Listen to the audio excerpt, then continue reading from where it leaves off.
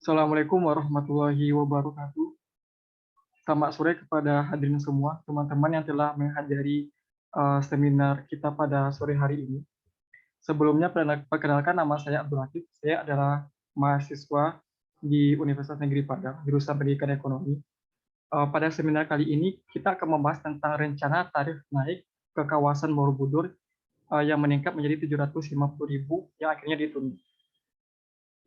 Sebelum masuk ke pembahasan kita dalam seminar pada sore hari ini, telah hadir dua narasumber kita, emansipasi wanita, yaitu ada Rizka Kairunisa, Duta Pariwisata IC, kemudian ada Rifa Amelia, Putri IC Pekan 2022.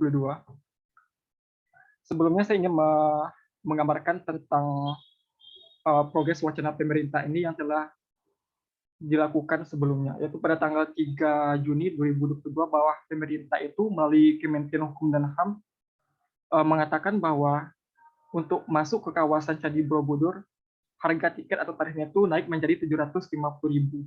Kemudian pada tanggal 3 Juni 2022, hanya berselang 3 hari, akhirnya pemerintah melalui Gubernur Jawa Tengah dan Pak Luhut sebagai Menteri Koordinator akhirnya menunda kebijakan tersebut.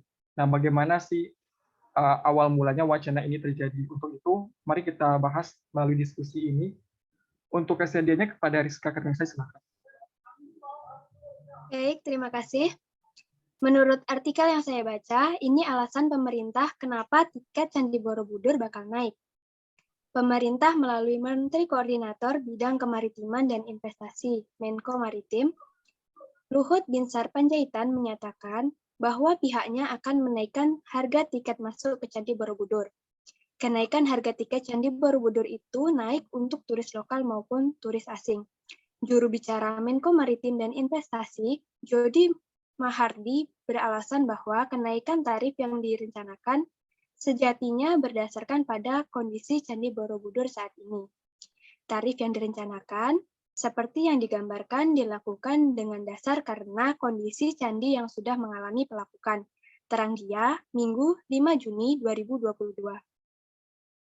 Yang jelas, mengenai rencana kenaikan tiket Candi Borobudur ini masih dalam pembahasan. Adapun keputusannya akan dilakukan oleh Presiden Republik Indonesia Joko Widodo terkait 5 destinasi wisata super prioritas Indonesia.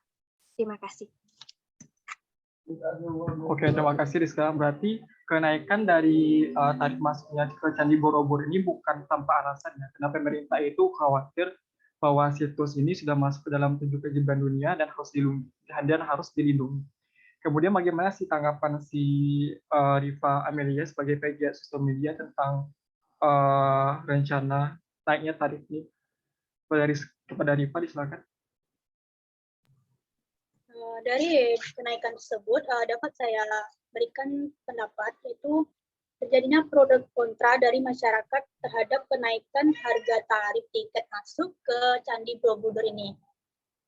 Itu pun ditujukan untuk keselamatan Candi Borobudur.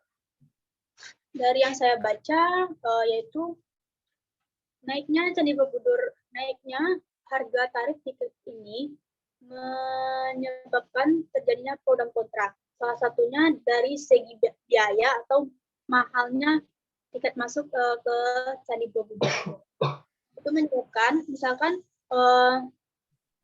kan seperti yang kita lihat, Candi Borobudur ini banyak dikunjungi oleh mancanegara, orang-orang atau turis, gitu kan. Jadi masyarakat sekitar atau masyarakat di sekitar Borobudur tidak dapat menikmati lagi Candi Borobudur karena harga yang meningkat. Dari hal tersebut membuat orang-orang yang datang ke Candi Borobudur hanya yang tujuannya hanya berfoto-foto itu membuang waktu saja dengan harga yang 750.000 dibandingkan dengan orang-orang yang datang ke Candi Borobudur untuk belajar atau objek wisata atau untuk berdiskusi ataupun sebagainya. Baik, itu dari saya kembalikan kepada Terima kasih Rifa. Kalau Rifa menanya kepada saya tentang bagaimana sih pandangannya tentang kenaikan tarif ini, mungkin saya sebagai mahasiswa akan mendukung wacana pemerintah ini. Kenapa? Karena kita tahu bahwa Candi Borobudur ini adalah kawasan tempat beribadah umat Buddha ya, dan tidak mungkin kalau tarifnya itu diberlakukan secara umum untuk dimasuki oleh semua kalangan. Berdasarkan kutipan dari Profesor Zulfikar Amir, dia adalah seorang sosiolog dari NTU, Nanyang Technological University. Dia mengatakan bahwa ada 7 cara yang dapat dilakukan pengganti kenaikan tarif ini. Di antaranya satu, pengunjung per hari dibatasi hanya sebanyak 1.200 orang.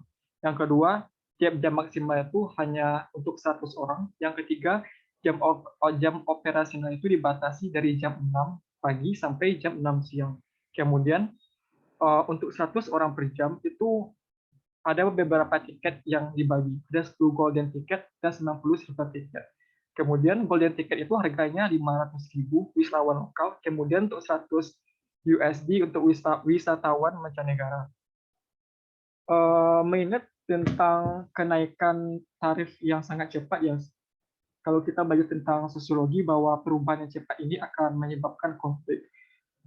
Inilah yang akhirnya menyebabkan kenapa kenaikan tarif 750.000 ini akhirnya ditunda, karena berdasarkan kata Rizka Kriunsa, masih ada beberapa regulasi yang belum jelas.